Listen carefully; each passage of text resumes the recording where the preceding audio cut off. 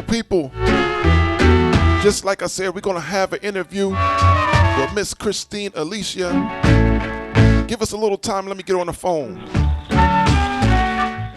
Kristine, are you there? I am here. What's up, Meelo? How are you? Okay. Oh, good. We have you loud and clear. Yes. So people, Thanks for having me. oh man, thank you for joining us. You know, it's always a pleasure. It's always a pleasure for me to have artists on and talking and get up close and personal and things like that when it comes to the music. So I would say thank you for taking this time, and we're not going to hold you too long. We just want to get right into your story, okay? We want to get into your All story. right. So, Kristine, I was introduced to your music probably with a lot of people with the Rory Stone Love album that you did. That's But nice. as I read your bio and things, you had stuff going on before then in the gospel realm and come from a musical family. Talk about your start in the music industry. Okay. I mean, I would say my real start was when I really got introduced to the background singing for Papa San and Nigel Lewis. I mean, that in itself, as to kind of that pushed me into really seeing what the industry looks like, first of all, and then getting a taste. And I would say like a backseat to seeing what stage shows are like.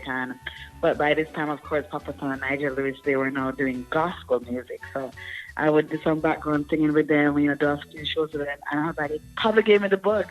Probably give me a little bit of bug. And then, thankfully, Nigel Lewis, during my time with him, he was like, I want the album. Can I produce an album for you? He heard some of the songs that I was writing, probably secretly or whatever, and somehow he was like, let me produce your album. He did so. Very pleased about it. He was pleased about it. We entered it into some kind of gospel, award show, and it did well. And so from then, I think that is when I thought, okay, maybe I can continue and do this. Maybe I have something to contribute to this sector. You know what I mean? Okay. And then from there, that's what I was doing. I was doing a couple of singles with different producers, and we have it. Okay. Well, that's a good thing. Well, it's funny. Even if I did not hear the Roy Stone Love album or whatever, when I did hear your voice, just from me knowing music and things, I could tell you had a gospel background. That voice, that voice was yeah, is that what it is? that voice is rich. Really? and give it away. oh yeah. If you would have told me you never sing in a church, I wouldn't believe you. You just have that. No, you have the church was. Yeah, yeah. You Daddy have that was a rich. pastor, so definitely sang in the church. Yeah, it's that rich sound. It's the sound that is just unmistakable to me. When somebody has that church background, it's like your songs is with feeling. Everything that you say is with feeling. Yeah. So that's always a good Yeah. thing with me. When I listen to artists, when I have that, it's like we have a connection, even though I don't know you personally. It's just an automatic connection to the music. Yes. Yeah. Yeah. Thank you. Okay. So we're gonna go forward. So I mean that has been great. Dealing with Papa San like that and Nigel and we know he's been in the business for a while with producing and things. Yeah. So what made Yes. you transition over into the other side of reggae? I think that's a good question. I really just realized that I began to have certain conversations, and certain life experiences, and I realized that there were other things I wanted to write about. Love gospel, love my gospel family, but gospel traditionally, and the true and in label fact, gospel means you sing about church stuff, right? I wanted to start singing about love. I wanted to start singing love songs.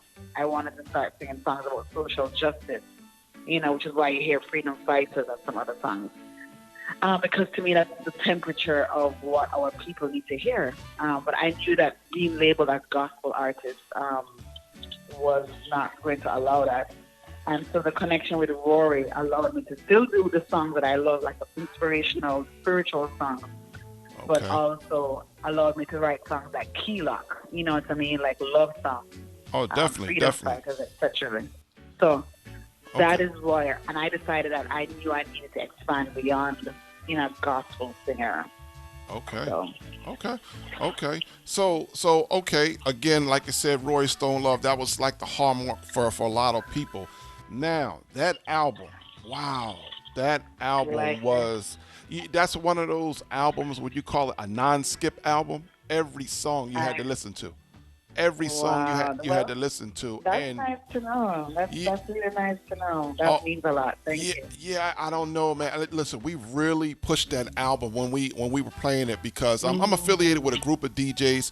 One of our mentors, or we call him the boss, over in the UK is Philip Gadd. I don't know if you're familiar with Philip Gadd, but Yes, yes, yeah, yes, Philip. yes, yes, Philip just yes. pressed gas like his ear for music is incredible. So when he sent the Wow. you know the early tracks out, and then when we got the album, we really Yeah. pushed that album because it's like I said, Thank it you. was something that could play week after week after week. It was such a good Mm. album. Thank So you. we as Thank you.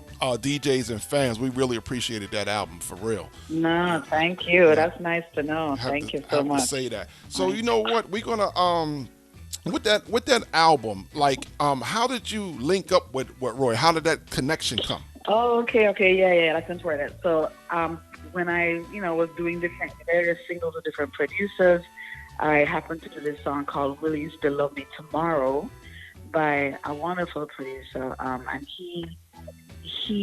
when I released that song, David Muir came along and said, "Look, I really want to help you." So David Muir is a photographer by profession in Florida, and supports like a lot of Caribbean events. And he just, came along as a friend and said, "Look, I love what you're doing. Can I help?" And he became a manager at the time. And David Muir used to run show with Rory. They used to be in a group together, is what I heard. So a Okay. long, long time ago, before actual Stone Love Sound, David and Rory used to par. And then, so David secretly said, "Okay," when we were in Jamaica doing a photo shoot, and David said, "I'm going to take you over to this person's house." He didn't tell me what was going on. He go and sing for him, and then lo and behold, I was at Rory's house auditioning. And then I guess the audition went well, and he was like, "Okay, you're going to write to this song," and so forth, so forth. That's how it went. Okay. But do you know what? What a good mixture. What a good mixture. Yeah. That was something that was like, yeah, that worked. That really worked. Yeah, Uh, Rory he did an amazing job. I believe he put a lot of effort into making sure just making sure the production was great. And you can tell he loves to do that, lots of passion. So, hmm yeah, it's always good to work with someone who's passionate about their side of the job, for Right, sure. right. So I looked through your discography of music, and I came across a tune that you did with a person that I consider my sister out of Canada, Tasha T.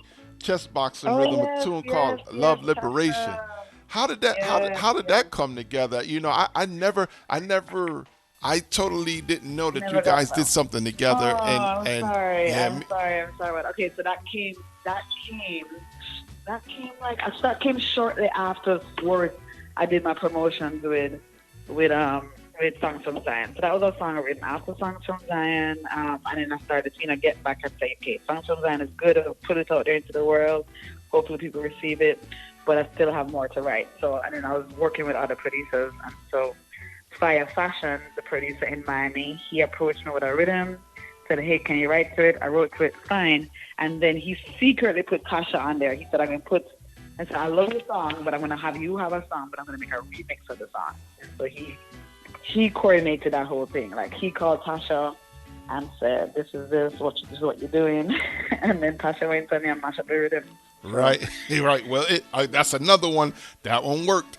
That worked as well. That worked as well. I mean, yes, it's yes. just The producers know what I'm doing.